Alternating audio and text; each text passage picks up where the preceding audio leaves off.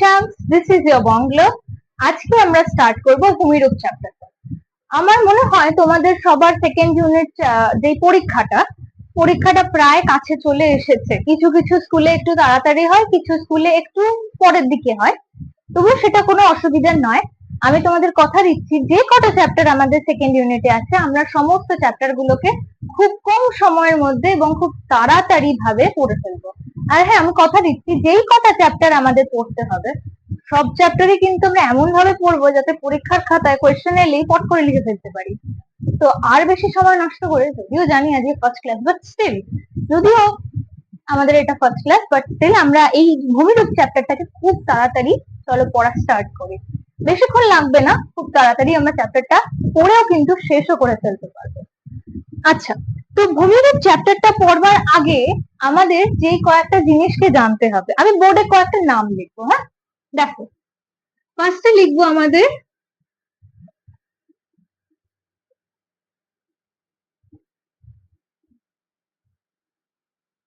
দার্জিলিং, দীঘা, আর নিচে একটা লিখছি সেটা হচ্ছে কলকাতা। এবার তোমাদের মনে হতে পারে যে পড়ার সময় ভূমিরূপ এই চ্যাপ্টারটা পড়ার সময়তে আমরা তো কোথাও এই দার্জিলিং, দীঘা বা কলকাতা এগুলোর নাম তো আমরা তো খুঁজেই পাইনি, তাহলে হঠাৎ করে এখন এগুলোর নাম আসছে কোথা থেকে? আচ্ছা, এইবারে বলি কেন আসছে। আসলে দার্জিলিং, দীঘা এবং কলকাতা, আগে তো মনে করো তো এগুলোর বিশেষত্ব কি। দার্জিলিং মানে কি আমরা জানি পাহাড়, দীঘা মানে কি সমুদ্র, আর কলকাতা মানে হচ্ছে আমাদের সমভূমি মানে গঙ্গা। এগুলো বলার কারণ কি, আমাদের পৃথিবীতে কিন্তু সব জায়গা সমান নয়। মানে ধরো আমি যদি দার্জিলিং যাই সেখানে কিন্তু আমি সমতল রাস্তা পাবো না, আবার যদি দীঘা যাই সেখানে পাহাড় পাবো না, আবার যদি কলকাতায় আসি তাহলে আবার সমুদ্র পাবো না। তাই পৃথিবীতে যে নানান রকমের যেই পাহাড়, পর্বত, সমুদ্র, এত রকমের যে বৈচিত্র্য রয়েছে সেটাকে বলা হয় ভূমিরূপ। তাহলে আমরা যেই ডেফিনেশনটা, ভূমিরূপের যেই সংজ্ঞাটা আমরা বুঝবো, ভূমিরূপের সংজ্ঞা হচ্ছে পৃথিবীর ভূপ্রকৃতির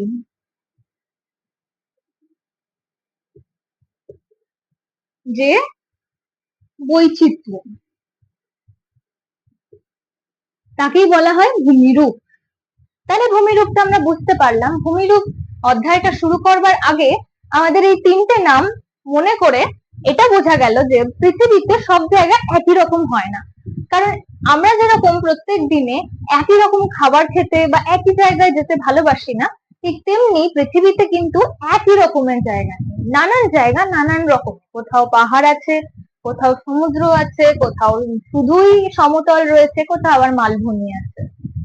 তাহলে আমরা তো না জানলাম এবার ভূমিরূপটা কি রকম হয়। এবার কি আমরা এটা জানতে পারি না যে পৃথিবীর সব জায়গা কেন সমতলই হয় না?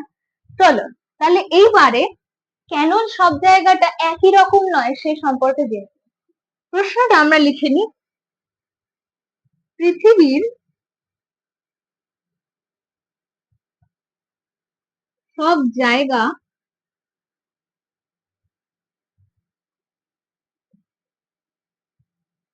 একই রকম নয় কেন?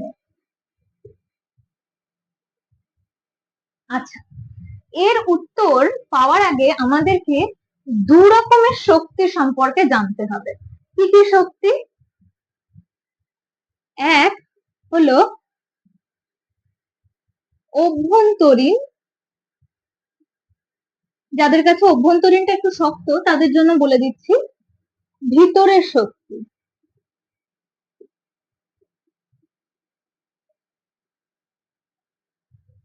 এটা হচ্ছে 1 নম্বর শক্তি। 2 নম্বর শক্তি হচ্ছে বাহ্যিক বা বাইরের শক্তি।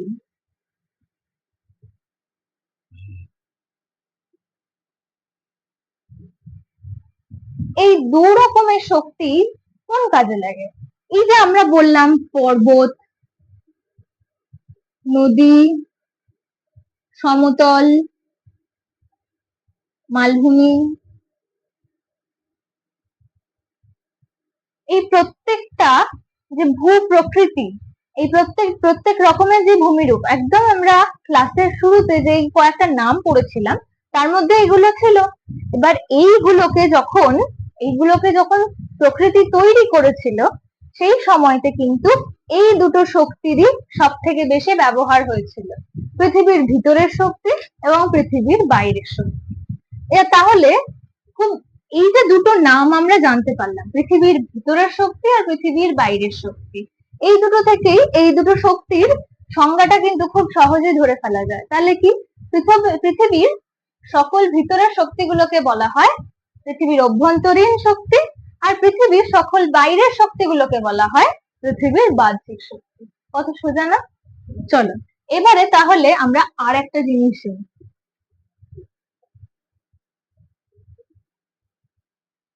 এইবারেতে যে জিনিসটা আমরা জানবো সেটা হচ্ছে অ্যাসথেনোস্ফিয়ার।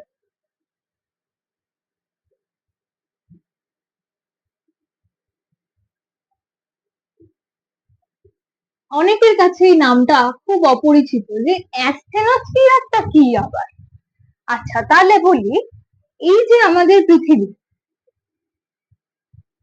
এই পৃথিবীটা কিন্তু আসলে প্রথমে একটা আগুনের গোলা ছিল। আমরা যারা ছোটবেলায় পড়েছি তাদের কিন্তু মনে আছে যে যখন সূর্য থেকে পৃথিবী সৃষ্টি হয়েছিল তখন পৃথিবী ছিল একটা আগুনের গোলা।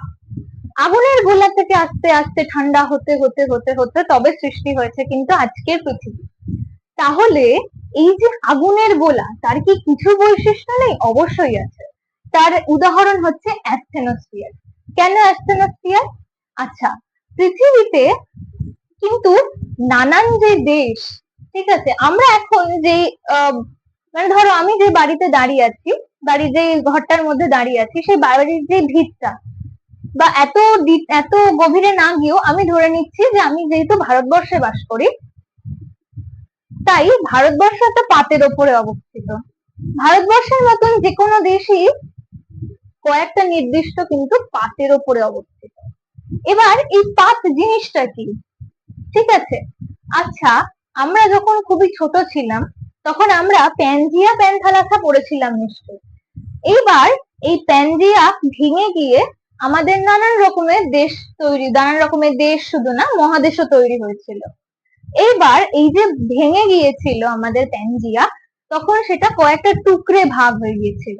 এবার এই যে টুকরো গুলোকে তাকে আমরা বলি হচ্ছে এক একটা পাত। পাত অর্থাৎ প্লেট।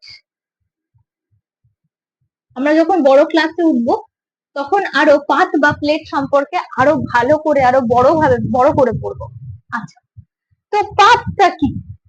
এই যে পাত, আমাদের এক একটা দেশ কিন্তু এক একটা পাতের উপরে অবস্থিত। শুধু দেশই নয়, মহাদেশও এক একটা পাতের উপরে অবস্থিত।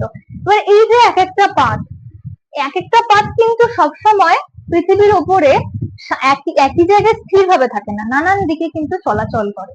এবার কার উপরে চলাচল করে? উত্তরটা হচ্ছে অ্যাস্টেনোস্ফিয়ার। এই অ্যাস্টেনোস্ফিয়ারটা আসলে হচ্ছে একটা সান্দ্র স্তর, যার উপরে আমাদের এই পাতগুলো কিন্তু কি করে না, চলাচল করে। ঠিক আছে, পাত কিন্তু একই রকমের হয় না। ধরো তুমি এখন ছোট, তাই আস্তে আস্তে তুমি যে সবসময় ছোট থাকবে তা নয়, তুমি তো বড় হবে। আস্তে আস্তে তুমি ছোট থেকে মাঝ বয়সে পৌঁছবে, মাঝ বয়স থেকে আরো বড় বয়সে পৌঁছবে। ঠিক তেমনি পাতও কিন্তু নানান রকম আকারের হয়। খুব ছোট পাতও হয়, খুব মাঝারি পাতও হয়, আবার খুব বড় পাতও হয়। তাই এই সান্দ্র স্তরের উপর দিয়ে এই ছোট বড় মাঝারি নানান রকমের পাত কিন্তু কি করে না, চলাচল করে। ঠিক আছে, তো এই ছিল আমাদের অ্যাস্টেনোস্ফিয়ার। আচ্ছা, এরপরে আমরা তো না বুঝলাম অ্যাস্টেনোস্ফিয়ার কি, পৃথিবীর ভিতরকার বাইরেকার শক্তি কি। এইবারে তো আমরা আসলে জানবো ভূমিরূপটা কি। আচ্ছা, এবারে ভূমিরূপে আমরা যা যা পড়বো সেগুলো একটু বলে দিই। চলো, এই আমাদের ভূমিরূপ, সেই ভূমিরূপের আসলে তিনটে ভাগ হয়। এক হচ্ছে পর্বত,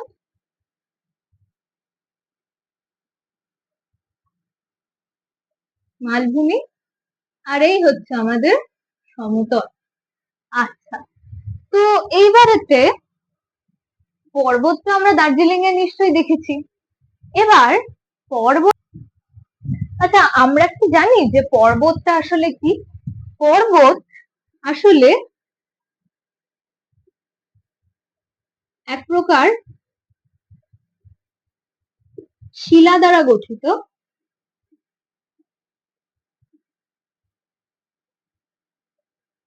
ভূমিরূপ।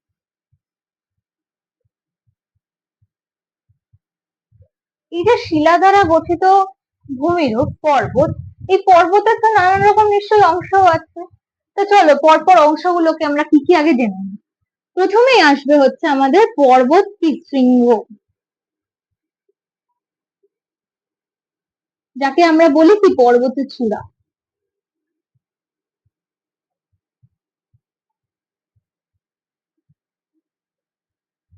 আচ্ছা, দেখতে কিরকম হয়?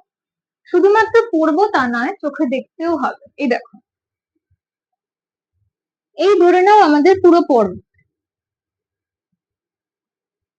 আমি খুব একটা ভালো আঁকতে পারি না, তবুও তোমাদের বোঝার মতন করে আমি চেষ্টা করছি। এই যে পর্বত, এটাকে আমরা লিখবো কি? নিচে লিখি আমরা যেরকম ছবি আঁকলে নিচে একটা লিখি, আমি লিখবো পর্বত। আচ্ছা, পর্বত তো না হলো, পর্বতের চূড়া কোনটা? এই যে ওপরের দেখো ত্রিভুজ আকৃতি যেই অংশ আমি কালো করে দিয়েছি, এই পোর্শনটাকে বলে পর্বতের শৃঙ্গ।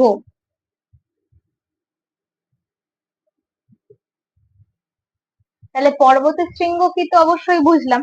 এইবারেতে আমাদেরকে যেটা পড়তে হবে সেইটা হচ্ছে পার্বত্য উপত্যকা। আচ্ছা, এখানে আমি যখন ছবিটা আঁকবো তখন তোমরা ধরে নিতে পারবে আসলে সংজ্ঞাটা কি। দেখো, এই যে আমাদের ধরে নাও এই একটা পর্বত, তার বেশ পাশ থেকে আমি আঁকলাম আর একটা পর্বত। ছোটবেলায় যখন আমরা সেই খাতার পিছনে বাড়ি ঘর পাহাড় এঁকে সুন্দর সুন্দর ছবিগুলো আঁকতাম, তখন কিন্তু আমরা এই রকমই কিছু পাহাড় আঁকতাম। আমি ঠিক অতটাই অপটু হাতে আঁকছি, আমি ভালো আঁকতে পারি না, তবুও তোমরা যতটুকু বুঝতে পারছো আমি তার মতন করেই আঁকার চেষ্টা করছি। দেখো, এই যে পার্বত্য উপত্যকা, এই পার্বত্য উপত্যকা আসলে কি? দুটো পর্বত। এইবারেতে ধরে নাও এখান থেকে একটা রাস্তা চলছিল, এই দুটো পর্বতের ঠিক মাঝখানের যেই রাস্তাটা,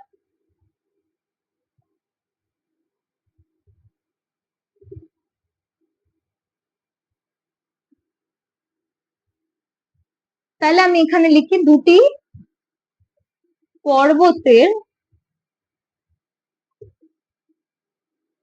মাঝখানে যে সংকীর্ণ পথ, তাকে বলে কি? পার্বত্য উপত্যকা। তাহলে পার্বত্য তাহলে কি হলো? প্রথমে পড়লাম কি পর্বত শৃঙ্গ কি, এখন পড়লাম কি পার্বত্য উপত্যকা। এই পারেতে পড়বো আমরা যেটা হচ্ছে পর্বত শৃঙ্গ। পর্বত শৃঙ্গ। আচ্ছা, আমরা যখন সবাই একটা ক্লাসে বসি তখন আমাদের সবাইকে একসাথে বলা হয় কি ছাত্র অথবা ছাত্রী। ঠিক তেমনি পাহাড়ের নানান পর্বতের কিন্তু নানান রকমের নাম আছে, কিন্তু আমরা সবাইকে যদি নাম ধরে ডাকতে চাই তাহলে কিন্তু ব্যাপারটা ঠিক অতটা গোছানো হবে না।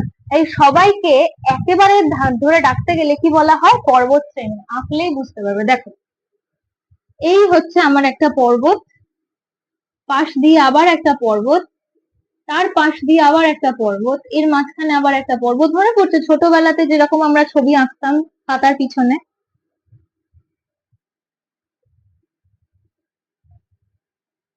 এই এতগুলো পর্বতকে একসাথে বলা হয় হচ্ছে পর্বত শ্রেণী। অনেকগুলি পর্বতকে অনেকগুলি পর্বতকে একসাথে বলা হয় কি পর্বত শ্রেণী।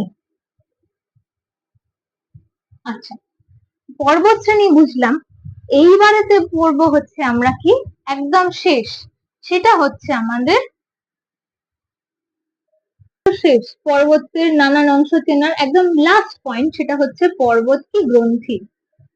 আচ্ছা, এই পর্বত গ্রন্থিও কিন্তু খুবই সোজা চেনা। কিভাবে দেখো, ধরে নাও এই একটা পর্বত আমি আঁকলাম, এই আর একটা পর্বত আঁকলাম, আবার একটা পর্বত এখান থেকে চলে গেছে, আবার ধরে নাও এখান থেকে আর একটা পর্বত এইভাবে চলে গেছে। এবারে তো তোমরা দেখো সেটা হচ্ছে যে কোনো পর্বতই ঠিক এই একটা জায়গাতে গিয়ে কিন্তু দেখো মিলিত হয়েছে। তার মানে পর্বত গ্রন্থিটা কি এই ঠিক মিডিলের যে জায়গাটা যেখানে গিয়ে সব কটা পর্বত এসে মিলিত হয়েছে তাকে বলা হয় কি পর্বত গ্রন্থি। তাহলে এখানে আমরা কি লিখবো, অনেকগুলি পর্বত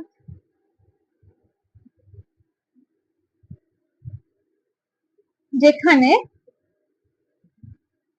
একসাথে মিলিত হয়। তাহলে এগুলো ছিল আমাদের পর্বতের নানান অংশ। আচ্ছা, তো এইবারেতে আমি পুরো বোর্ডটা মুছলাম, কারণ এর পরেতে যেহেতু আমরা পর্বতের নানান অংশ চিনে গেছি, এবার আমাদের জানতে হবে যে পর্বত কত রকমের হয়। চলো তাহলে সেটা জানা যাক। আচ্ছা, এইবারেতে আসি, আমরা তো জানি যে পৃথিবীর নানান নানান জায়গায় নানান রকম ভূমিরূপ সৃষ্টি হয়। এবার কোথাও মালভূমি তৈরি হয়, কোথাও সমভূমি তৈরি হয়, কোথাও পর্বত তৈরি হয়। তাহলে এই যে পৃথিবীর নানান রকমের ভূমিরূপ, তো সেই অনুসারে সেই অনুযায়ী যদি আমরা দেখতে যাই তাহলে দেখতে হবে পর্বত গঠনগতভাবে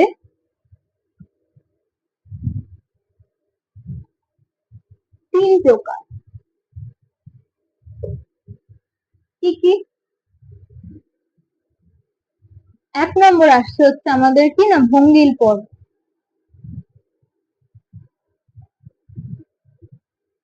দু নম্বর আসছে হচ্ছে আমাদের কি স্তূপ পর্বত,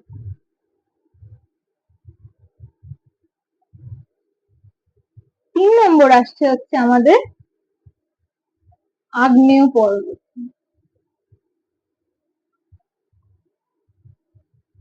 আচ্ছা, এইবারে যেহেতু আমরা জানি যে পর্বত আসলে শিলা দ্বারা গঠিত এক রকমের ভূমিরূপ, তাই তার মানে কিন্তু এইটাই নয় যে আমাদের যে কটা পর্বত আমরা দেখতে পেলাম সবাই শিলা দ্বারাই গঠিত হবে। আসলে কিন্তু কথাটা ভুল, সবাই কিন্তু কোনো না কোনো শিলা দ্বারাই গঠিত। যেহেতু পর্বত শিলা দ্বারা গঠিত, কিন্তু এখানে যে কটা আছে পর্বত সবকটাই কিন্তু কোনো না কোনো শিলা দ্বারাই কিন্তু গঠিত। কিন্তু শিলা তাদের নানান রকমের প্রকারভেদ আছে। যেমন প্রথমটা আমরা ভঙ্গিল পর্বত সম্পর্কে জানি।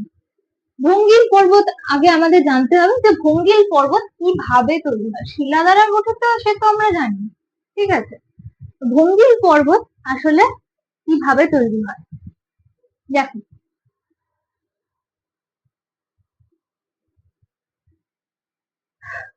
ভঙ্গিল পর্বত আসলে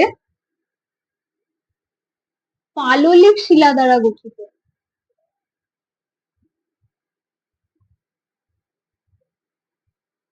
কেন বললাম? আমাদের হাতের কাছের উদাহরণ হচ্ছে হিমালয়, ঠিক আছে। এবার হিমালয় মাউন্ট এভারেস্টকে যদি আমরা ধরে নিই, সেটাও তো একটা ভঙ্গিল পর্বত। ভঙ্গিল পর্বত কিন্তু সত্যিকারেরই পাললিক শিলা দ্বারাই গঠিত হয়। এইবারে তোমাকে আমি তোমাদের বইতেই একটা উদাহরণ আছে মাদুরের উদাহরণ, যেটা খুবই একটা সোজা উদাহরণ, যেটা তুমি চোখের সামনে একটা ভালো ডেমনস্ট্রেশন পাবে যে কিভাবে পর্বত তৈরি হয়। দেখো, এই একটা জায়গা, এইটা ধরে নাও এ জায়গা, এই ধরে নাও আমাদের বি জায়গা, ঠিক আছে। এইবার এই এ পাত, ঠিক আছে, এ পাত আর বি পাত আমি কোনো নাম উল্লেখ করব না এখন, যেহেতু তোমরা ছোট তাই ছোট সোজা ভাবে বুঝি। ছোটদের মতন করে দিচ্ছি, কেমন? দেখো, এই যে এ পাত আর এই যে আমাদের বি পাত, এই দুটো পাত আমি প্রথমে বলেছিলাম অ্যাস্টেনোস্ফিয়ারে যখন পাতগুলো থাকে তারা কিন্তু স্থিরভাবে থাকে, তারা চলাচল। এবার এ পাত ধরো সামনের দিকে এগোচ্ছে, আবার বি পাত ধরো সামনের দিকে এগোচ্ছে। এবার দুটো পাত যখন সামনের দিকে এগোবে, মাঝখানে কোনো না কোনো শিলারিত স্তর রয়েছে, ভূপৃষ্ঠ তো শিলা দ্বারা গঠিত, তাই কোনো শিলারি স্তর রয়েছে। এবার শিলা স্তর থাকার দরুন কি হবে না, মাঝখানের জায়গাটা আস্তে আস্তে কুচকে ওপরের দিকে উঠে যাবে। এবার আস্তে আস্তে আস্তে আস্তে উঠতে উঠতে উঠতে উঠতে কি হবে না, এইরকম একটা ভঙ্গিল পর্বত তৈরি করে। ঠিক আছে, তো এইবারেতে দেখো কিভাবে আমরা সংজ্ঞাটা লিখি। একটা তো জানলাম যে পাললিক শিলা দ্বারা গঠিত, 2 নম্বরটা হচ্ছে দুটি পাতের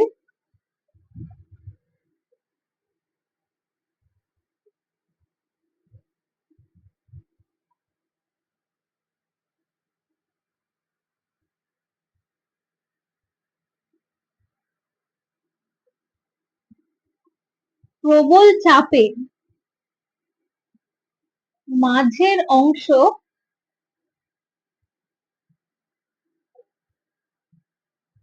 আমি এই দুটো মুছে দিচ্ছি, কারণ লিখতে অনেকটা জায়গা লাগবে। ঠিক আছে,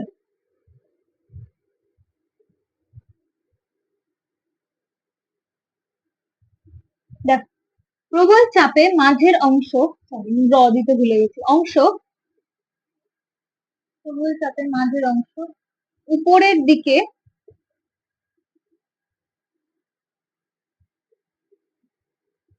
উঠে গিয়ে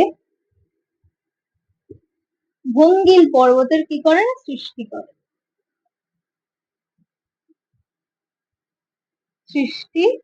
করে। আচ্ছা, কি করে ভঙ্গিল পর্বত সৃষ্টি হয় তো বুঝলাম। এবার ভঙ্গিল পর্বত সৃষ্টি হয় কিন্তু উদাহরণ কি একটু আগেই বলেছি, আমাদের হিমালয়, মাউন্ট এভারেস্ট।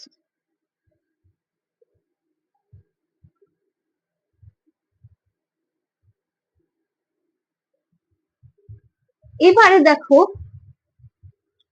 এই যে ভঙ্গিল পর্বত, মাউন্ট এভারেস্টের উদাহরণ কেন দিলাম, কারণ মাউন্ট এভারেস্ট কিন্তু প্রত্যেক বছর একটু একটু করে হাইট বাড়ে। এবং কেন বাড়ে, কারণ এই যে তোমাকে বলেছিলাম যে এ পাত আর বি পাত, এই দুটো পাত যখন প্রবল চাপ দেয় তখন এই মাঝের অংশটা আস্তে আস্তে উঁচু হতে থাকে, এইভাবে উঁচু হতে হতে হতে হতে একটা পর্বতের সৃষ্টি হয়।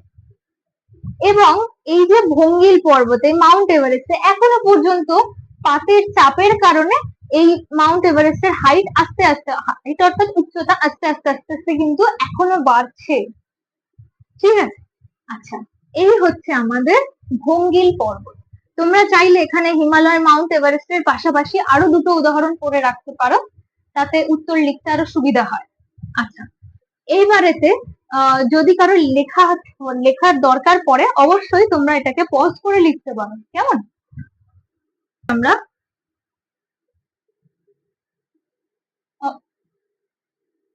স্তূপ পর্বত,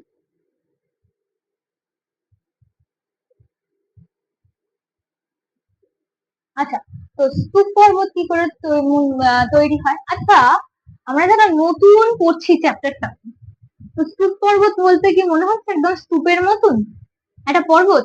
একদমই নয়, কিন্তু ভুল। আসলে কি হয় না, ধরো একটা ভূমিরূপ, এইরকম একটা ভূমিরূপ, এবার ভূমিকম্প হচ্ছে পৃথিবীর একটা ভেতরের একটা কম্পন। ঠিক আছে, এটা ভূ আলোড়ন বা ভূমিকম্প। ঠিক আছে, এবার ভূমিকম্প হলে পৃথিবীর একটা খুব দুর্বল জায়গাতে কি হয় না, ফাটল ধরে যায়। ধরে নাও এই জায়গাটা আমাদের কি হলো না, ফাটল ধরে গেল। এবার ফাটল ধরলে কি হবে না, ধরো এবার যে ফাটলটা ধরলো তাহলে কি হবে, একটা অংশের থেকে বিচ্ছিন্ন হয়ে যাবে। ঠিক কথা। এইবারেতে হঠাৎ করে পৃথিবীর কি মনে হলো, একটা পোর্শনকে একটু উঠিয়ে দিল, একটা পোর্শনকে একটু নামিয়ে দিল, অথবা এমনও হতে পারে একটা জায়গাকে নামিয়ে দিল, একটা জায়গাকে উঠিয়ে দিল। ছবিটা আঁকি তাহলে তোমরা আরো পরিষ্কার ভাবে বুঝতে পারবে। দেখো, আমাদের স্তূপ পর্বত কিন্তু দেখতে অনেকটা এই রকম হয়।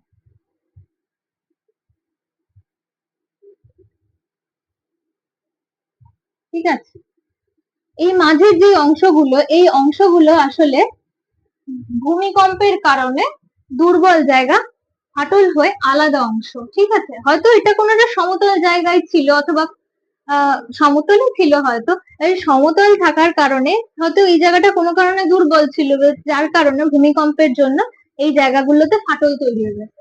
তাই কোনো আবার অন্য কোনো কারণে হয়তো এই মাঝের অংশটা আস্তে আস্তে ওপরের দিকে উঠে গেছে, নিচের দুটো অংশ হয়তো নেমে গেছে, এরকমও হতে পারে। এর কারণে আসলে আমাদের স্তূপ পর্বত তৈরি হয়। তাহলে আমরা সংজ্ঞাটা কিভাবে লিখবো? দেখো, ভূ আলোড়নের কারণে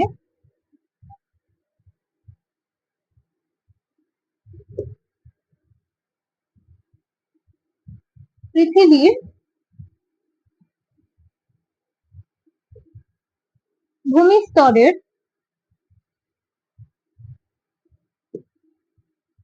কোন দুর্বল জায়গা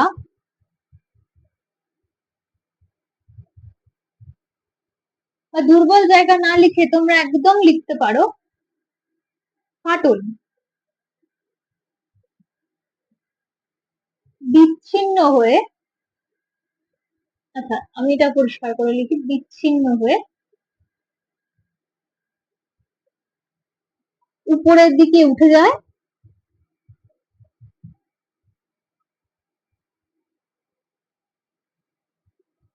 অথবা কি হয়, নিচের দিকে নেমে আসে, নিচের দিকে নেমে যায় লিখো। ঠিক আছে, একে বলা হয় কি স্তূপ পর্বত। এবার উদাহরণটা দেখি, আমি ছবিটা মুছলাম, কেমন?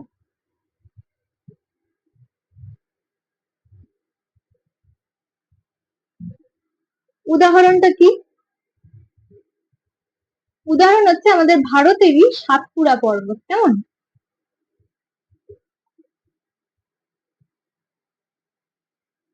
আচ্ছা, সাতপুরা পর্বত আসলে আমাদের স্তূপ পর্বত। তাহলে আরেকবার বলি, এই যে ভূ আলোড়ন বা ধরে নাও ভূমিকম্প, ঠিক আছে, এই ভূমিকম্পের কারণে পৃথিবীর যে ভূমিস্তর, এই ভূমিস্তরের ধরো এই জায়গাটায় যখন ভূমিকম্প হয়েছে, এই জায়গায় আর এই জায়গাটা ফাটল সৃষ্টি করেছে, যার কারণে ধরো কি হবে না, আস্তে আস্তে জায়গাগুলো মুছে দিলাম, এই এই যে মিডলের যে জায়গাটা উপরের দিকে হয়তো উঠে যেতে পারে, আবার কি হতে পারে না,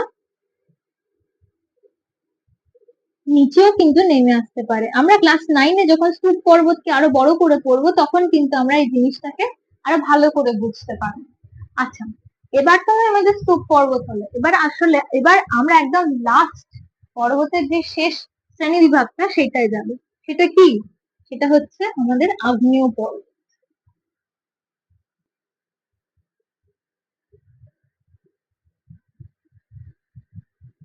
আগ্নেয় পর্বত, আচ্ছা, আগ্নেয় পর্বত, আগ্নেয় মানে তো আগুন, তাহলে কি আগুন দিয়ে তৈরি পর্বত?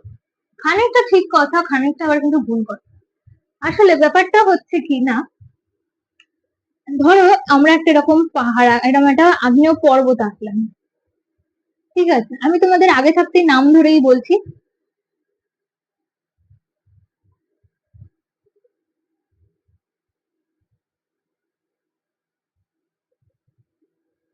এই কতগুলো স্তর ধরো, তারপরে এই জায়গাটাতে ধরো আমাদের অ্যাসথেনোস্ফিয়ারটা ছিল। এইবার এই যে আমাদের আগ্নেয় পর্বত,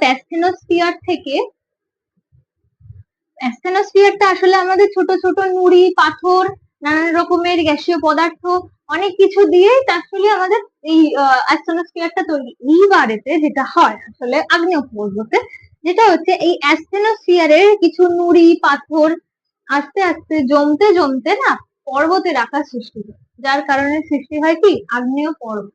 আচ্ছা, আগ্নেয় পর্বত, এই যে নুড়ি পাথর, এই লাভা, আচ্ছা এখানে লাভা বা ম্যাগমার কি কোনো ভূমিকা নেই? অবশ্যই আছে। অ্যাস্টেনোস্ফিয়ার কিন্তু আসলে আমি বলেছিলাম পৃথিবী আগে ছিল একটা আগ্নেয় গোলা, ঠিক আছে, আগুনের একটা গোলা। তো অ্যাস্টেনোস্ফিয়ার তো একটা সান্দ্র স্তর। এবার সান্দ্র স্তরটা কিসের? আগুনেরই সান্দ্র স্তর। মানে হয়তো আমি বোঝাতে পারছি না এভাবে, এটা হচ্ছে ধরো আমাদের লাভা, কেউ কি ভিডিওতে, কোনো ভিডিওতে দেখেছো লাভা কিরকম ভাবে গড়িয়ে গড়িয়ে পড়ে পাহাড়ের গা দিয়ে, পর্বতের গা দিয়ে? পর্বতের গা দিয়ে যখন লাভা পড়ে তখন একটা থকথকে ব্যাপার থাকে, সেই থকথকে লাভাটা আসে আসলে কিন্তু অ্যাস্টেনোস্ফিয়ার থেকে। এই অ্যাস্টেনোস্ফিয়ারের সঙ্গে ওই লাভার সাথে মিশ্রিত যে নুড়ি পাথর, সেটাই অ্যাকচুয়ালি জমতে জমতে জমতে জমতে তৈরি করে আমাদের আগ্নেয় পর্বত। তাহলে বুঝতে পারলাম আমরা আগ্নেয় পর্বত সৃষ্টি কি করে হয়। চলো লিখে দিই।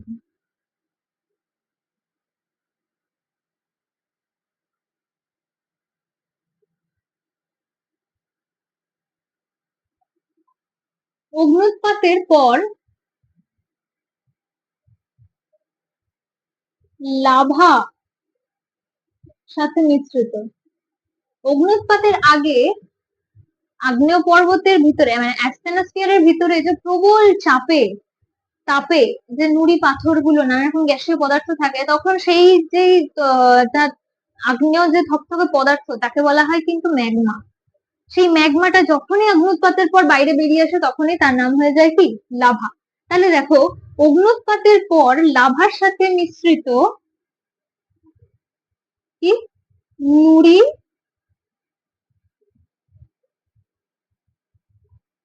পাথর জমে যে পর্বত সৃষ্টি করে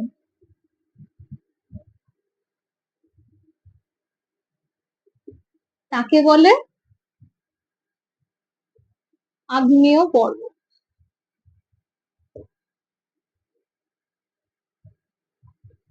আগ্নেয় পর্বতের উদাহরণটা কি?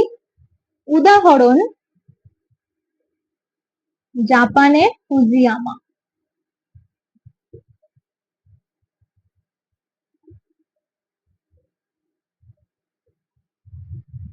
এই ছিল আমাদের পর্বতের শ্রেণী বিভাগ। তাহলে পর্বতের শ্রেণী বিভাগে আমরা কি কি পড়লাম? আগে পড়লাম হচ্ছে আমাদের কাকে বলে ভঙ্গিল পর্বত। ভঙ্গিল পর্বত কি? দুটো পাতের চাপে যখন মাঝের অংশটা সংকুচিত হয়ে উপরের দিকে শঙ্কুর আকৃতিতে উঠতে শুরু করে তখন তাকে বলা হয় ভঙ্গিল পর্বত। উদাহরণ কি পড়েছিলাম? হিমালয়ের মাউন্ট এভারেস্ট। তারপরে পড়লাম স্তূপ পর্বত। স্তূপ পর্বত কি? যে ভূ আলোড়নের ফলে কোনো ভূপৃষ্ঠে কোনো মানে ফাটলের ফাটলের যেই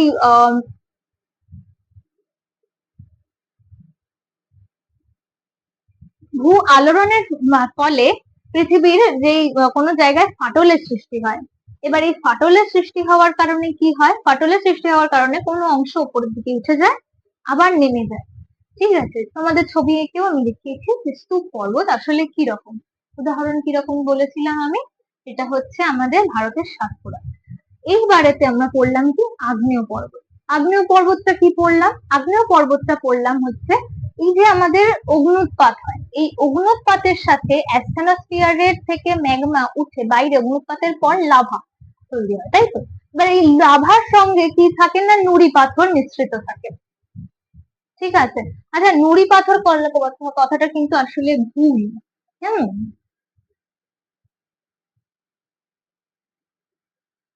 মিশ্রিত শিলা বলো। শিলা বললে কথাটা আসলে অনেকটা অ্যাপ্রোপ্রিয়েট হয়। হ্যাঁ, লাভার সাথে মিশ্রিত শিলা জমে যেই পর্বতের সৃষ্টি হয় তাকে বলা হচ্ছে আগ্নেয় পর্বত। ঠিক আছে, যেহেতু আগ্নেয় নামটা রয়েছে তাই এর সাথে অগ্নুৎপাতের কোনো না কোনো ভাবে কোনো একটা সম্বন্ধ কিন্তু আছে। যেমন অগ্নুৎপাত, অগ্নুৎপাতের কারণেই কিন্তু তৈরি হয় আমাদের আগ্নেয় পর্বত। আচ্ছা, তো এই আমাদের ছিল হচ্ছে পর্বতের শ্রেণী বিভাগ। এইবারেতে আমরা যেটা পড়বো সেটা হচ্ছে মালভূমি। এইবারেতে পড়বো আমরা মালভূমি। আচ্ছা, আমরা হয়তো অনেকে জানি না যে মালভূমি আসলে কি। মালভূমিটা হচ্ছে একটা একটা ধরে পয়েন্ট করে লিখি কি কি। এক হচ্ছে তুলনামূলকভাবে কিন্তু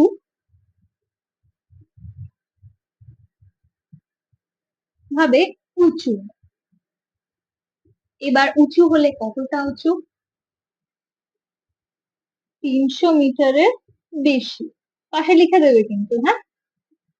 আচ্ছা, তুলনামূলকভাবে উঁচু তো হলো, এরপরে কি আসবে? উপরিভাগ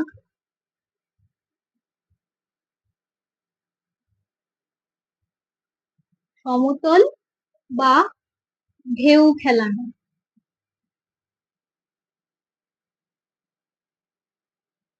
আর একটা পয়েন্ট হলো।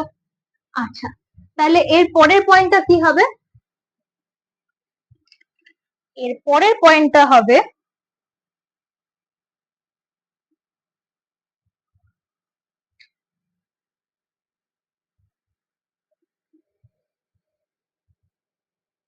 স্থলভাগের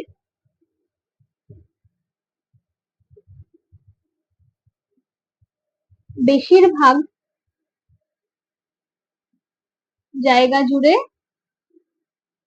কি অবস্থিত?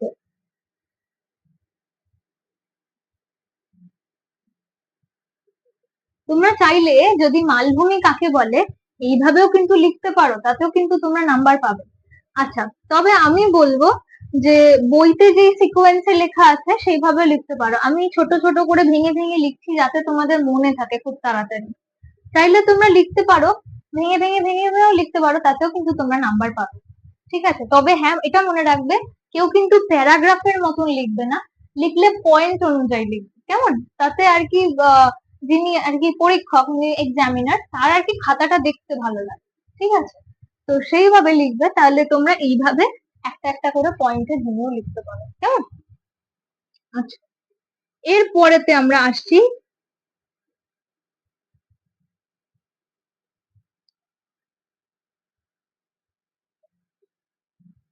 বিস্তীর্ণ ভূভাগ চারিদিকে কি খাড়া ঢাল।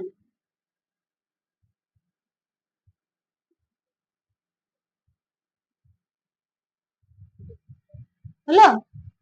আচ্ছা, তো কোন আমরা এই পয়েন্ট গুলো লিখলাম, আরো আরো অনেক রকমের পয়েন্ট আছে। যেমন ধরো এখানে আমরা লিখছি, যেটা আমি তোমাদেরকে একটুখানি আমাদের কালার চেঞ্জ করে লিখলে বরঞ্চ বেশি ভালো হয়। সেটা হচ্ছে যে টেবিল ল্যান্ড, লাল দিয়ে লিখছি মানে কিন্তু ইম্পর্টেন্ট, কেমন? Table land. আচ্ছা, মালভূমিকে কেন টেবিল ল্যান্ড বলে? মালভূমিকে টেবিল ল্যান্ড বলে কারণ হচ্ছে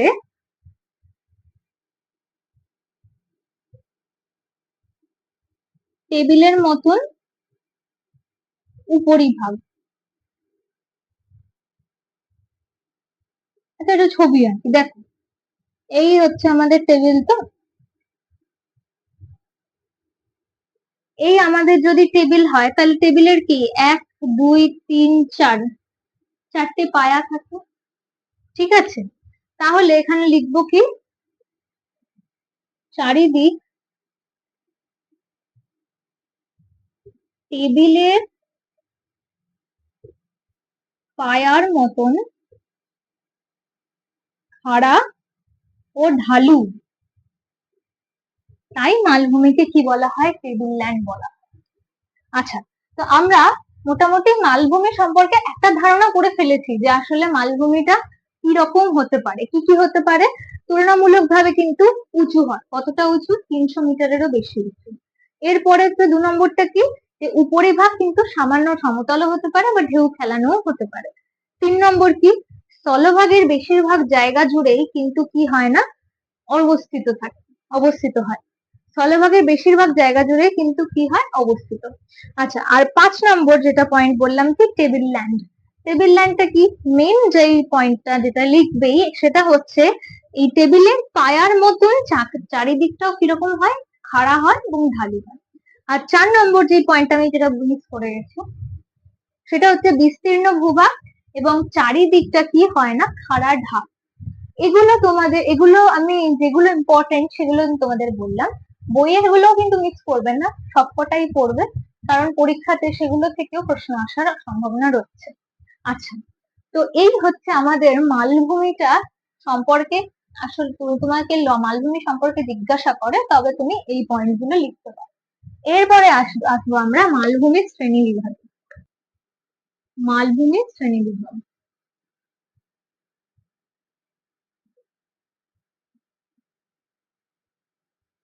আচ্ছা, মালভূমির শ্রেণী বিভাগ করলে আমাদেরকে কয়েকটা নাম কিন্তু মনে রাখতেই হবে। কি কি দেখি, এখানে ভাগ করলাম। হ্যাঁ, 1 নম্বর কি, পর্বত বেষ্টিত মালভূমি। 2 নম্বর কি, মহাদেশীয় মালভূমি।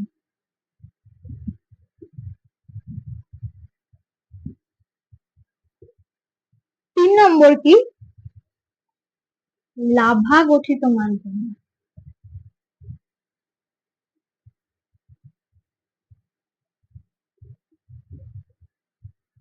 4 নম্বর হচ্ছে কি বলতো, ব্যবচ্ছিন্ন মালভূমি।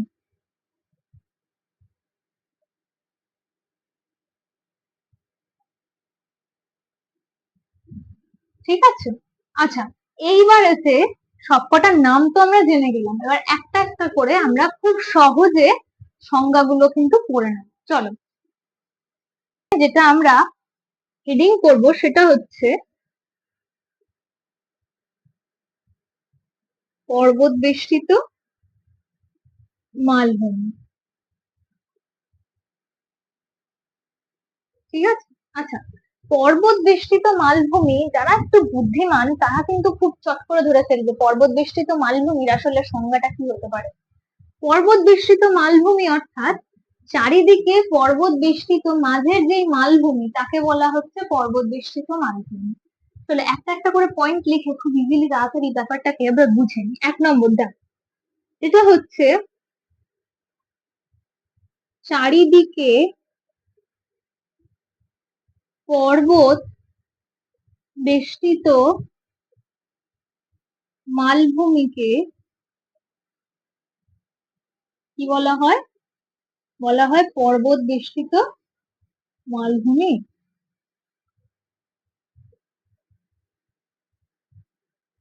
এটা হচ্ছে আমাদের 1 নম্বর পয়েন্ট। 2 নম্বর পয়েন্ট কি, ভঙ্গিল পর্বতের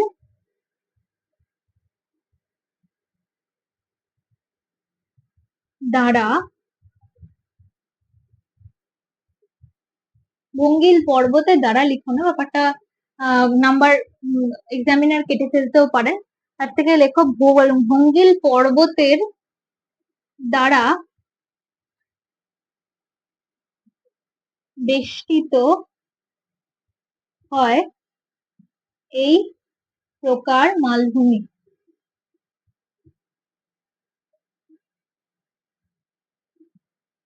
আচ্ছা, এবার 3 নম্বরটা আমরা কি লিখবো, 3 নম্বর হচ্ছে আমরা লিখবো উদাহরণ। দেখো, আমরা আসল দুটো পয়েন্ট কিন্তু অলরেডি লিখে ফেলেছি, এবার উদাহরণটা লিখবো আমরা কি, আমরা জানি কি তিব্বত মালভূমির উদাহরণ, হজবরলায় নিশ্চয়ই পড়েছি তিব্বত মালভূমি। তাহলে তিব্বত মালভূমি হচ্ছে আমাদের পর্বত বেষ্টিত মালভূমি। তো কোথায় অবস্থিত, অবস্থিত হচ্ছে হিমালয় ও কুয়েনলুন মাঝে তিব্বত মালভূমি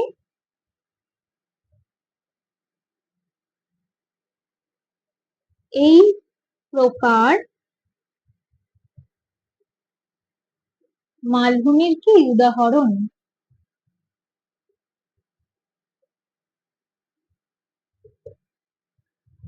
এটা হচ্ছে আমাদের পর্বত বেষ্টিত মালভূমির ডেফিনিশন বা সংজ্ঞা, তার সাথে উদাহরণ। এবারে আমি একটু সময় দিচ্ছি যাতে তোমরা পজ করে নিয়ে লিখে ফেলতে পারো। এরপরেতে আমরা পড়বো হচ্ছে মহাদেশীয় মালভূমি।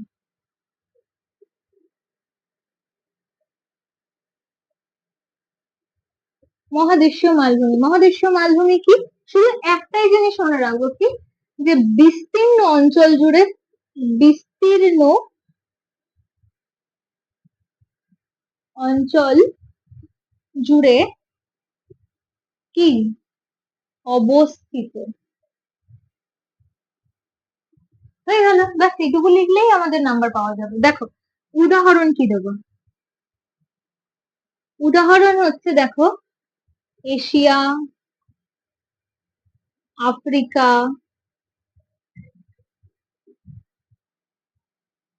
প্রভৃতি।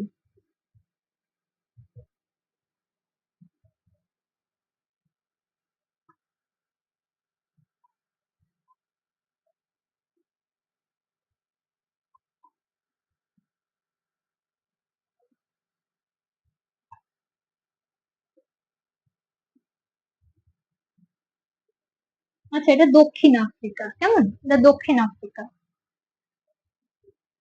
আচ্ছা, তো এটা গেল আমাদের মহাদেশীয় মালভূমি। মহাদেশীয় মালভূমির পরে এরপরেতে আমরা কি পড়ব, এরপরেতে লাভা গঠিত মালভূমি। আচ্ছা, লাভা গঠিত মালভূমি, আগ্নেয় পর্বত সবই কিন্তু অগ্নুৎপাতের সাথে সম্পর্কিত, কেমন? তো অগ্নুৎপাতের সাথে যদি সম্পর্কিত হয় তাহলে 1 নম্বর পয়েন্ট কি লিখবো, অগ্নুৎপাতের পর লাভা দ্বারা সৃষ্ট মালভূমি 1 নম্বর পয়েন্ট। 2 নম্বর পয়েন্ট কি লিখবে, লাভা বহু দূর বিস্তৃত হয়ে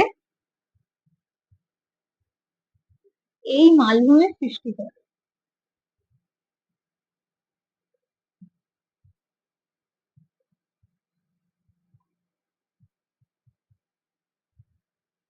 তাহলে দেখো লাভা গঠিত মালভূমি মনে রাখাটা কতটা ইজি। শুধু কি মনে রাখবে, অগ্নুৎপাতের পর লাভা দ্বারা সৃষ্ট মালভূমি, আর কি একটা মনে রাখবে, যে লাভা বহুদূর বিস্তৃত হয়ে এই মালভূমির সৃষ্টি করে। আচ্ছা, দুটো পয়েন্টে খুব ইজিলি আমরা মনে রাখতে পারবো। আর উদাহরণটা কি লিখবো, দেখো উদাহরণটা লিখবো হচ্ছে দাক্ষিণাত্যের মালভূমি। কত সোজা, আমরা এক একটা শ্রেণী বিভাগকে খুব সোজা ভাবে মনে রাখবো, যাতে আমরা কোনোদিনও ভুলবো না। পরীক্ষার আগে তো নয়, পরীক্ষা দিয়ে এসেও হয়তো আমরা ভুলবো না। দেখো লাভা গঠিত মালভূমি তাহলে আমরা খুব ভালোভাবে বুঝলাম। এরপরে আর একটাই মালভূমির দিক থেকে আর একটাই শ্রেণীবিভাগ পড়ে রয়েছে, সেটা হচ্ছে ব্যবচ্ছিন্ন মালভূমি।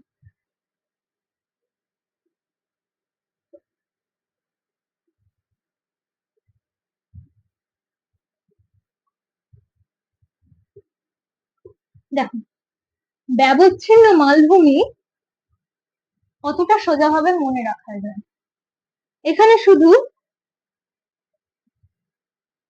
একটাই পয়েন্ট মনে রাখবে, তাই একটা দিয়ে লিখছি, এক দিয়ে লিখছি কি না, যে সকল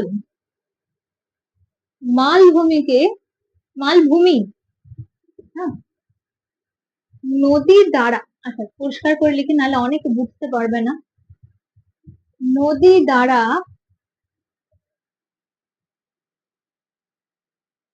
বিচ্ছিন্ন হয়ে তাদেরকে কি বলে, ব্যবচ্ছিন্ন মালভূমি। কেমন? ব্যবচ্ছিন্ন মালভূমির বিশেষত্ব কিন্তু এইটাই যে মালভূমি নদী দ্বারা বিচ্ছিন্ন হবে, তাকেই বলা হয় ব্যবচ্ছিন্ন মালভূমি। আচ্ছা, এইবার ব্যবচ্ছিন্ন মালভূমিতেও তো কত সোজা মনে রইলো, উদাহরণটুকুনি শুধু লিখবো ব্যাস। উদাহরণ কি লিখবো, উদাহরণ লিখবো হচ্ছে ছোটনাগপুর মালভূমি। আচ্ছা, ছোটনাগপুর কোথাকার সেটা কিন্তু উল্লেখ করে দেবে। হ্যাঁ, ভারতের ছোটনাগপুর মালভূমি। আচ্ছা, এবার তো বুঝলাম যে ছোটনাগপুর মালভূমি আমাদের ব্যবচ্ছিন্ন মালভূমি। এইবার ছোটনাগপুর মালভূমি সম্পর্কে আমাদের কিন্তু কয়েকটা জিনিস মনে রাখতে হবে। ছোটনাগপুর মালভূমি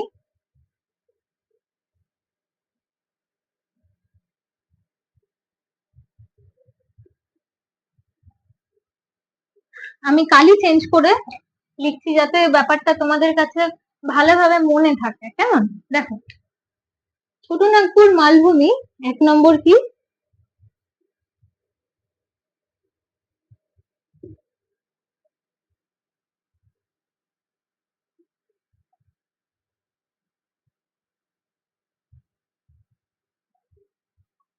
খনিজ পদার্থে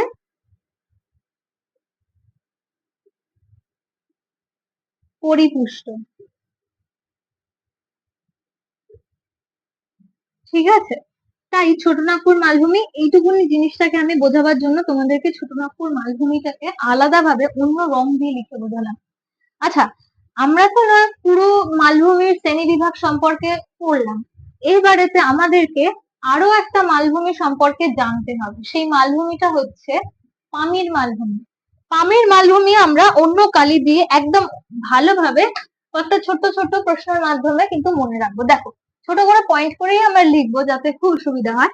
আমি পুরোটা মুছলাম, যাদের লেখা যাদের লিখতে অসুবিধা হচ্ছে তারা কিন্তু পজ করে তোমরা লিখে নিও, একটা পয়েন্টও মিস করো না। এই ছোট ছোট পয়েন্ট গুলো জাস্ট এই ক্লাসটায় তোমরা যদি ভালোভাবে কেউ দেখো এবং নোট করে নাও, তাহলে কিন্তু পুরো চ্যাপ্টারকে বই খুলে থরলি পড়তে হবে না, শুধু খাতায় যতটুকু নোটস বানাবে ততটুকুকে রিভাইজ করলেই কিন্তু ভূমিরূপ চ্যাপ্টারটা আমার যতদূর মনে হয় খুব ভালোভাবে মনে থাকবে। দেখো, তাহলে আসছি আমরা কি না পামির মালভূমিতে। পামির মালভূমি,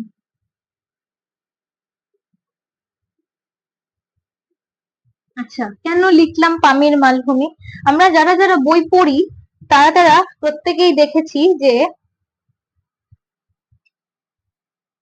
পামির মালভূমি কি বলা হয়। 1 নম্বর পয়েন্টটা আমি লিখলাম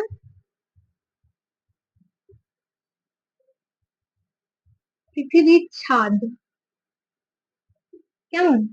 একটা পয়েন্ট হচ্ছে পৃথিবীর ছাদ। 2 নম্বর পয়েন্ট কি? পৃথিবীর সর্বোচ্চ মালভূমি।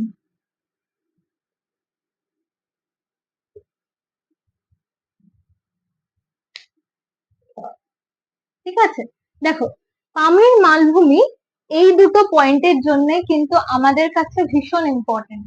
একটা ছোট কোয়েশ্চেনের জন্য অবজেক্টিভ 1 নম্বর হোক বা মাল্টিপল চয়েস এমসিকিউ কোয়েশ্চেনের জন্য কিন্তু পামির মালভূমির এই দুটো পয়েন্ট মনে রাখাটা খুব দরকারি।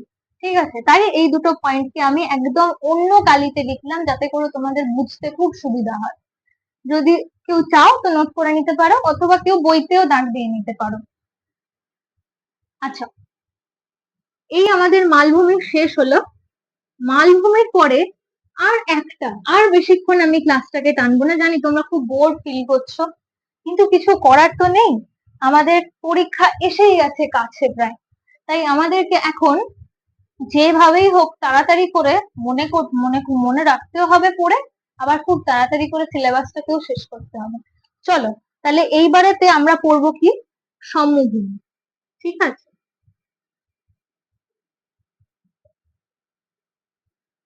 আচ্ছা যদি কেউ চাও আমি যে পয়েন্ট গুলো লেখাচ্ছি তার বাইরে গিয়েও কিন্তু তোমরা বইটা পড়তেই পারো। তোমাদের ইচ্ছে যদি থাকে অবশ্যই বই তোমরা পড়তেই পারো, এবং বই পড়াটা অবশ্যকীয় আমি বলবো। ঠিক আছে, তোমাদের যে শ্রেণী বিভাগ গুলো সেটা বইতে অনেক বড় আছে, অনেকে বড় পড়তে চাও না, তাই আমি খুবই ছোট করে এবং খুব সোজা ভাবে তাড়াতাড়ি ভাবে বোর্ডে লিখেছি যাতে তোমরা নোট করলে অসুবিধা যেন না হয়। তাই এইভাবে আমি বাকি শ্রেণী বিভাগ গুলোও করবো, এবং লাস্টে আমি বইটা আর কি লাস্টের যে দুটো প্রভাব আছে আমাদের আমাদের জনজীবনে ভূপ্রকৃতির প্রভাব, সেটা আমি বইতে কতগুলো পয়েন্ট যেগুলো একদম সোজা সোজা মনে রাখার মতো সেগুলোও বলে দেবো। আর হ্যাঁ, যদি কেউ চাও যে আমি বইতে পয়েন্ট দাগিয়েও দিই, তাহলে অবশ্যই আমাকে টেলিগ্রামে জানাবে। টেলিগ্রামের লিংক আমি ডেসক্রিপশনে দিয়ে দেবো, জয়েন করে যাবে। জয়েন করে তোমাদের যদি এই চ্যাপ্টার রিগার্ডিং বা সেকেন্ড ইউনিটে ভূগোল রিগার্ডিং কোনো প্রবলেম থাকে অবশ্যই আমাকে জানাবে, অথবা আমাকে পার্সোনালি টেলিগ্রামেতেও লিখে জানাতে পারো। কেমন? আচ্ছা চলো সমভূমিটা আমরা আগে শুরু করি। তো সমভূমির প্রথম যে পয়েন্টটা আমরা কি লিখবো সেটা হচ্ছে, মালভূমিতে লিখেছিলাম মনে আছে যে 300 মিটারের থেকে বেশি উঁচু হয়, সমভূমিতে কিন্তু লিখবো তুলনামূলক নিচু। কেমন? কেন নিচু? আচ্ছা নিচু হলেও কতটা নিচু? 300 মিটারের কম। 2 নম্বর লিখবো হচ্ছে সমুদ্রপৃষ্ঠের কাছাকাছি অবস্থিত।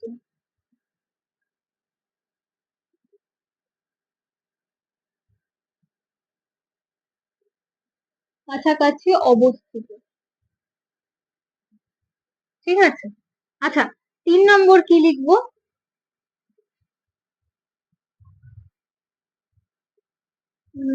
3 নম্বর কি লিখবো?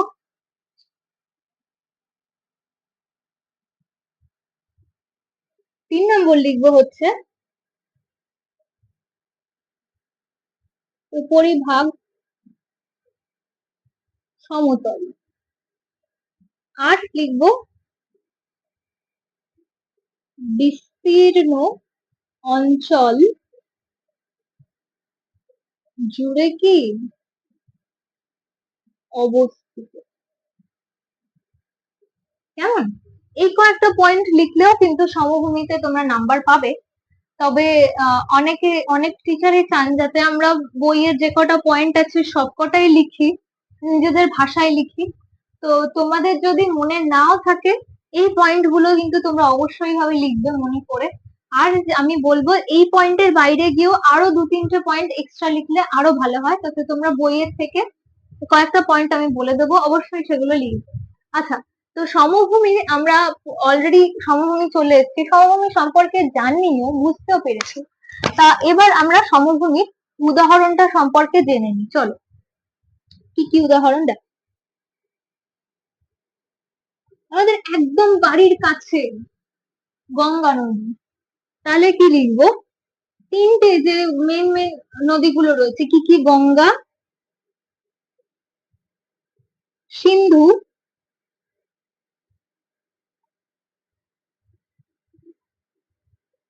আচ্ছা ব্রহ্মপুত্র। হ্যাঁ, ব্রহ্মপুত্র সমভূমি। আচ্ছা, তো এই হচ্ছে আমাদের সমভূমির উদাহরণ। আর তার সাথে যেগুলো খুব ইম্পর্টেন্ট পয়েন্ট সেগুলো আমরা লিখলাম। এইবারেতে আসবো হচ্ছে সমভূমির ভাগ।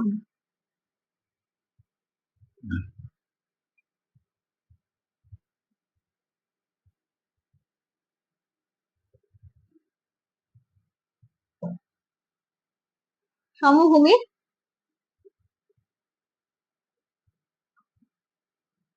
শ্রেণী বিভাগ।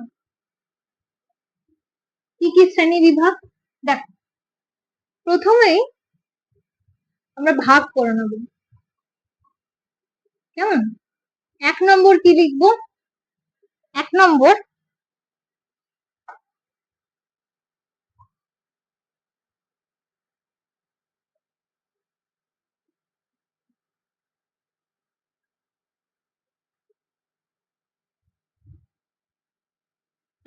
লিখবো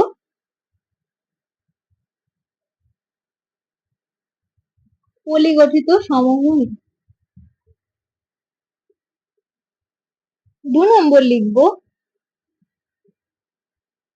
লাভা সমভূমি, বা অনেকে লাভা গঠিত লিখতে পারো, একই জিনিস। আর 3 নম্বর হচ্ছে লোয়েস সমভূমি। আচ্ছা, এইবারেতে আমরা একে একে জানবো এই প্রত্যেকটা কাকে কি বলে এবং তাদের সাথে উদাহরণ। চলো তাহলে আমরা একটা একটা করে অলরেডি পড়তে শুরু করি, কেমন?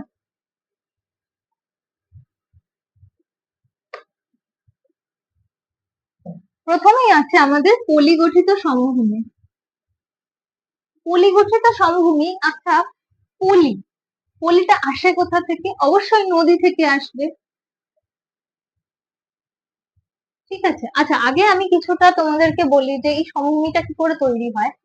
যে কোনো নদী যখন বয়ে যায়, তোমরা যখন ক্লাস 10-এ উঠবে অথবা দ্বাদশ শ্রেণীতে উঠবে তখনই দ্বাদশ, সরি, দশম শ্রেণীতে উঠবে, তখনই কিন্তু তোমরা পলিগঠিত সমভূমি সম্পর্কে আরো ভালো করে পড়বে। কি করে?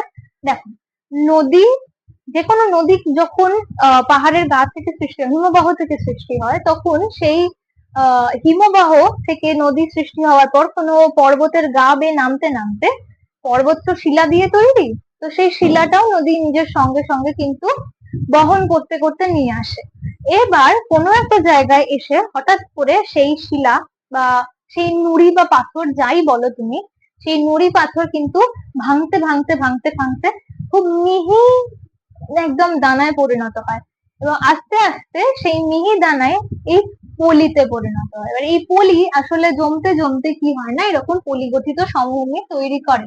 যেমন উদাহরণ হচ্ছে আমাদের গাঙ্গেয় বদ্বীপ, ঠিক আছে, এটা হচ্ছে পলিগঠিত, ওটা দ্বীপ, ঠিক আছে। দেখো, এবার নদীর মাধ্যমে নুড়ি পাথর,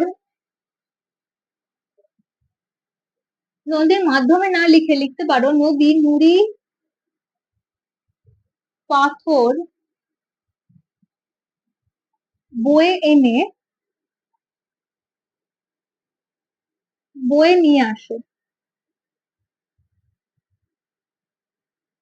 বা বয়ে না লিখে লিখো বহন করে নিয়ে আসে, তাহলে লেখাটা একটু সুন্দর হয়। বহন করে নিয়ে আসে, তারপরে এই নুড়ি পাথর ক্ষয় হতে হতে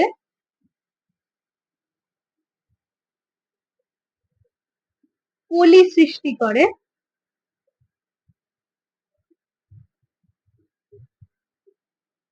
এর মাধ্যমে পলিগঠিত সমভূমি সৃষ্টি হয়।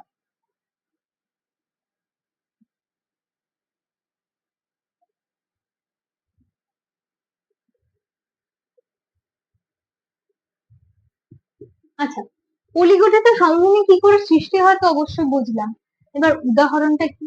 যে পলিগঠিত সমভূমির উদাহরণটা আমরা আসলে কি বলতে পারি? যেমন বলতে পারো, উদাহরণ গাঙ্গেয় সমভূমি, অথবা কিছুক্ষণ আগে বলেছিলাম না, গঙ্গা, সিন্ধু, ব্রহ্মপুত্র সমভূমি। এই ছিল আমাদের পলিগঠিত সমভূমি সম্পর্কে একটা ছোট্ট ধারণা, তার সংজ্ঞা আর তার উদাহরণ। এইবারেতে আমরা যেটা জানবো সেটা হচ্ছে লাভা গঠিত সমভূমি। চলো তাহলে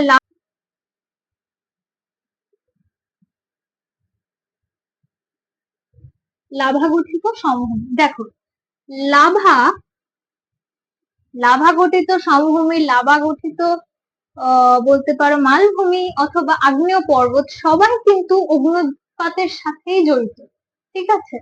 সুতরাং একইভাবে আমরা ওইটাকেও লিখবো, অগ্নুৎপাতের পর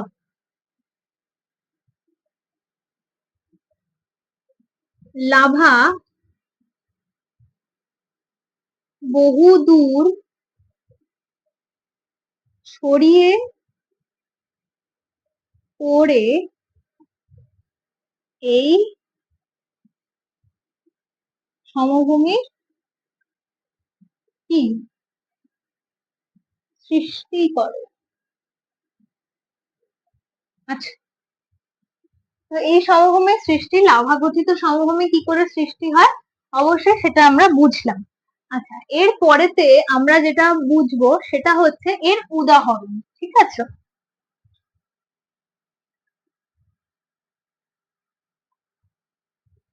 আচ্ছা, উদাহরণটা কি?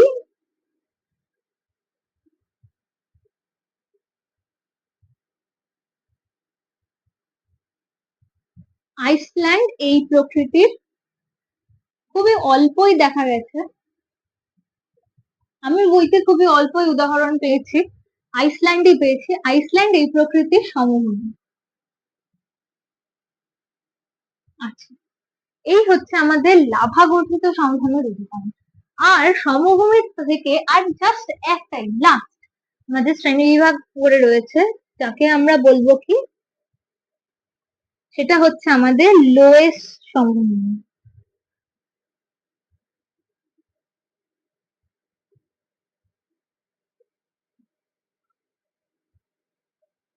লোয়েস্ট সমভূমি, লোয়েস অর্থাৎ বালি, ঠিক আছে, বালি।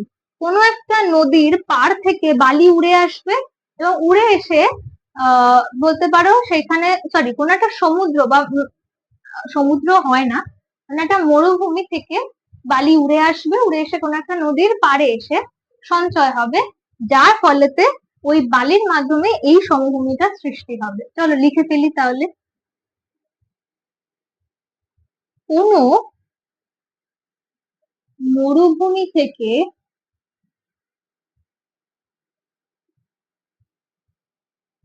উড়ে লোয়েস উড়ে এসে কোনো নদীর তীরে সঞ্চিত হয়ে এই সমভূমির সৃষ্টি করে।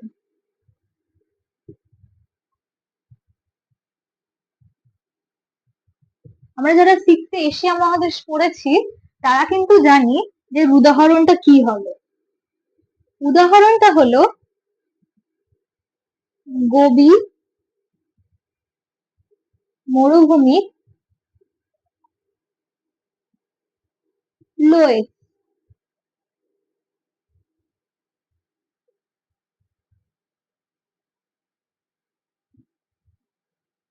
হোয়াংহো নদীর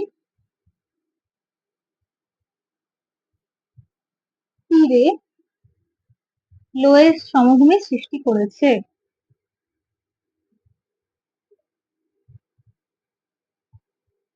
সৃষ্টি করেছে।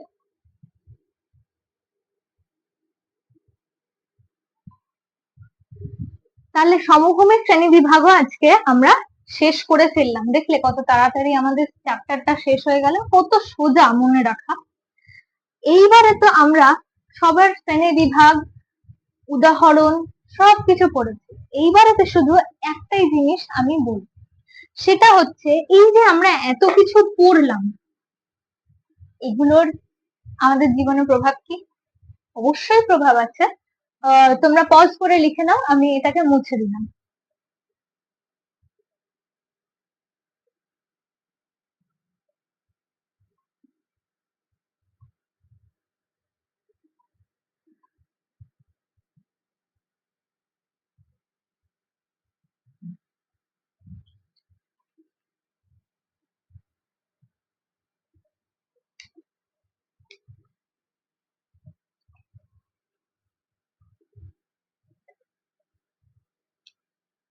এবার যেটা আমরা লাস্ট করব সেটা হচ্ছে, আর এক দিয়ে লাভ নেই, ভূমিরূপ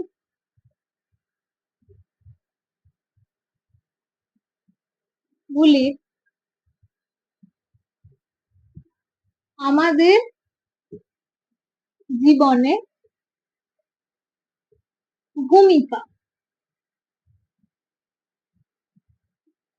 কি কি ভূমিকা? দেখো, প্রথমে আসবো আমরা কি, পর্বত। পর্বতের বিশাল ভূমিকা, প্রচুর ভূমিকা আছে আমাদের জীবনে। কি কি ভূমিকা দেখো, পর্বত যেহেতু উচ্চতায় বেশি, তাই উত্তরের ঠান্ডা হাওয়া, আমি যদি উদাহরণ দিই এভারেস্টেরই, ঠিক আছে, হিমালয় ধরে নাও, এভারেস্ট শুধু নয়, হিমালয়, যদি উত্তরের থেকে ঠান্ডা হাওয়া, সাইবেরিয়ার থেকে যে ঠান্ডা হাওয়াটা ভারতের দিকে আসার কথা, সেটা কিন্তু হিমালয়ের জন্যই আসতে পারে না, যার কারণে ভারতের যেই উষ্ণতা সেটা কিন্তু সঠিক মাত্রাতেই থাকে। কেমন? সুতরাং ঠান্ডা হাওয়া থেকে কোনো দেশকে বাঁচাতে পর্বতের ভূমিকা অবশ্যই আছে। আচ্ছা, আর কি, আমরা যারা সিক্সে পড়াশোনা করেছি ভূগোল ভালো করে, তাহলে অবশ্যই আমরা জানবো যে পাহাড়ে কিন্তু ধাপ কেটেও চাষ করা যায়। ঠিক আছে, পাহাড়ের ধাপ কেটে চাষ করা যায়, একটা হলো। 2 নম্বর হলো, 3 নম্বর কি, পাহাড়ে যে সমস্ত গাছ জন্মায় সেখান থেকে কিন্তু ঔষধিও পাওয়া যায়। আচ্ছা, 4 নম্বর কি, 4 নম্বর হচ্ছে পাহাড় থেকে কিন্তু ঘর বাড়ি বানাবার সামগ্রীও কিন্তু পাওয়া যায়। আচ্ছা, এই 4টে পয়েন্টে তোমরা লিখলে কিন্তু পর্বতের জনজীবনে যা ভূমিকা বা আমাদের জীবনে যা ভূমিকা সে সম্পর্কে কিন্তু ভালো করে বোঝাতে পারবে। আচ্ছা, পর্বত আমি বইয়ের থেকেও এই জিনিসগুলো তোমরা একটু হলেও পড়তে পারো, অথবা আমি যা যা বললাম পজ করে লিখেও নিতে পারো, কোনো অসুবিধা নেই। এইবারেতে আসবো আমরা সমভূমি বা মালভূমি। মালভূমিতেই আগে আসে।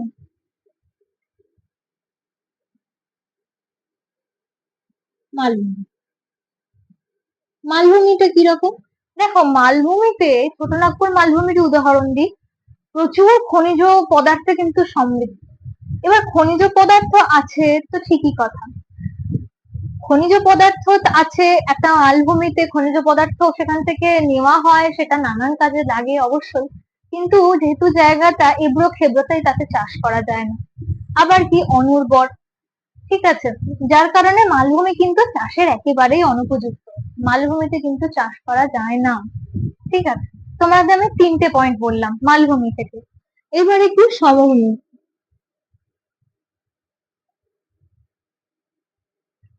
সমভূমিতে কি, সমভূমিতে কিন্তু চাষ করা যায়, যেহেতু উর্বর হয় তাই জন্য চাষ করা যায়। এবং কেন উর্বর, এই যে যখন সমভূমি আমরা পড়ছিলাম তখন সমভূমিতে পড়েছিলাম, মনে আছে যে নদীর নুড়ি পাথর সব বয়ে আনে এবং ক্ষয় হয়, যার ফলে পলি তৈরি হয়।